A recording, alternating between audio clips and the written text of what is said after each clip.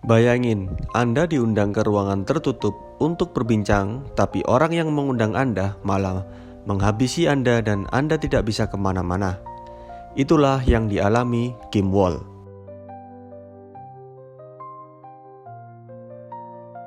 Pada tahun 2009, film The Lonely Bones yang diperankan oleh Ronan dirilis. Tokoh utama film adalah seorang anak 14 tahun yang diajak seorang pria masuk ke ruang bawah tanah tertutup, merayu sang anak dengan dekorasi lucu.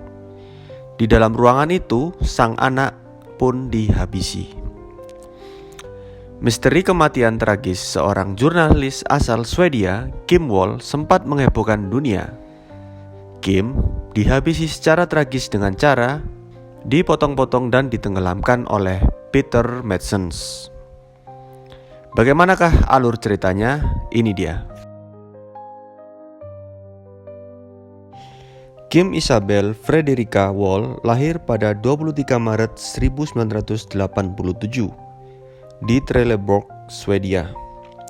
Ia merupakan sosok yang gemar memperluas wawasannya, belajar di Lunds University London School of Economic and Political Science, Beijing University, dan Columbia. Ia telah menulis untuk The Guardian, New York Times, Harper's Magazine, dan Vice pada tahun 2016. Ia mendapatkan penghargaan karena menulis tentang perubahan iklim dan pengujian nuklir di Kepulauan Marshall.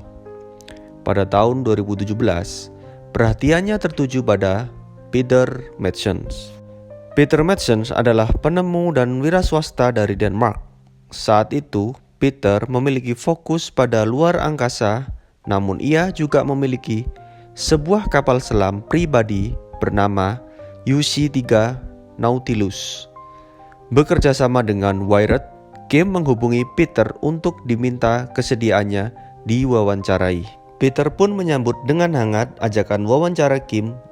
Wired adalah media massa ternama dan ia pun tidak akan berpaling dari potensi publikasi karyanya. Kim menghubungi Peter pada Maret dan April 2017, sebelum Peter membalasnya pada 10 Agustus 2017. Hari itu keduanya mengobrol dengan hangat sebelum Peter mengundang Kim langsung ke UC-3 Nautilus di Teluk Køge, Copenhagen. Kim pun menyetujui undangan Peter dan berangkat pada pukul 7 malam. Ia berniat untuk hanya mewawancarai Peter selama 2 jam sebelum kembali pulang.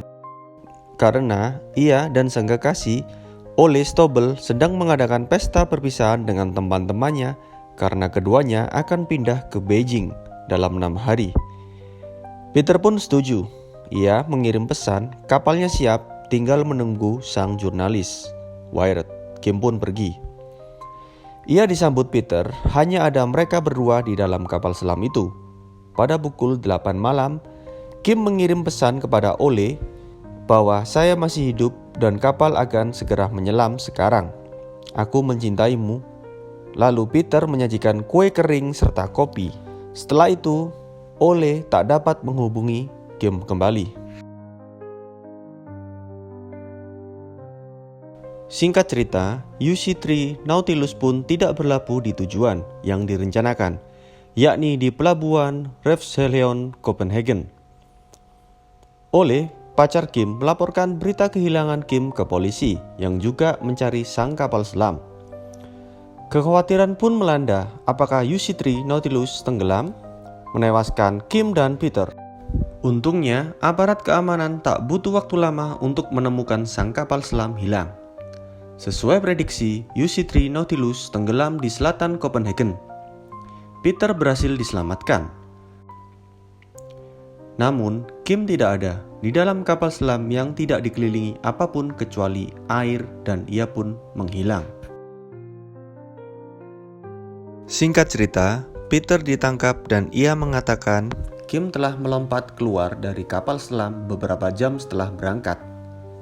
Ya, jelas sangat mencurigakan. Madsen ditetapkan sebagai calon tersangka pembunuhan selama polisi mencari Kim. Pada tanggal 21 Agustus, 10 hari setelah UC-3 Nautilus ditemukan, seorang pesepeda syok ketakutan. Bersepeda di barat daya Amager, ia menemukan potongan tubuh bagian perut seorang wanita yang terdabar di tepi pantai. Sesuatu telah menempel di dalam perut tersebut, sejenis besi metal. Kemungkinan siapapun berusaha agar perut tersebut tidak mengambang ke atas. Ya, tentu saja, usai dites DNA, perut itu adalah milik Kim. Mengerikannya, ada 15 luka tusuk di bagian perut Kim. Sebagian besar terletak di perut bagian bawah dekat dengan alat kelaminnya. Ya, pada 5 September saat disidang, Peter mengubah kesaksiannya. Ia, Kim, meninggal dengan tidak sengaja saat terbentur penutup kapal selam seberat 70 kg. Ia pun panik. Peter pun mengubur Kim di laut. Pada 6 Oktober, polisi menemukan plastik-plastik terapung di lautan yang berisi kepala, kaki, dan pakaian Kim, dan sebuah pisau juga ada bersama potongan tubuh itu. 2 hari sebelumnya, polisi menelusuri komputer Peter. Di dalamnya ditemukan video-video perempuan yang disiksa, dipenggal, dan dihabisi. Video-video itu bukanlah buatan Peter, tapi semuanya nyata alias film snuff atau film yang menunjukkan kematian sesungguhnya. Pada 22 dan 29 November, kedua lengan Kim ditemukan. Pada 16 Januari 2018, Peter pun dituntut akan pasal pembunuhan, mutilasi, dan penanganan mayat dalam cara tidak senonoh. Sebelumnya, Peter berkali-kali merevisi kesaksiannya saat kepala Kim ditemukan dan tidak diketahui tidak ada bekas benturan, dan Peter berkata Kim keracunan gas. Lalu, ia mengatakan ia memutilasi Kim karena itu satu-satunya cara tubuhnya bisa dikeluarkan ke laut dari kapal selam. Namun jelas ia membunuhnya. Jaksa penuntut umum menduga ia sudah menargetkan Kim sebagai objek fantasi seksualnya dengan mengundangnya secara pribadi ke kapal selam dan berhasil diisolasi. Peter pun kemudian mengikat Kim lalu melecehkan dan menyiksanya sebelum akhirnya menghabisinya dengan cara mencekik atau menggorok. Ini adalah termasuk bagian dari fantasi seksual Peter saat jasad Kim juga dimutilasi.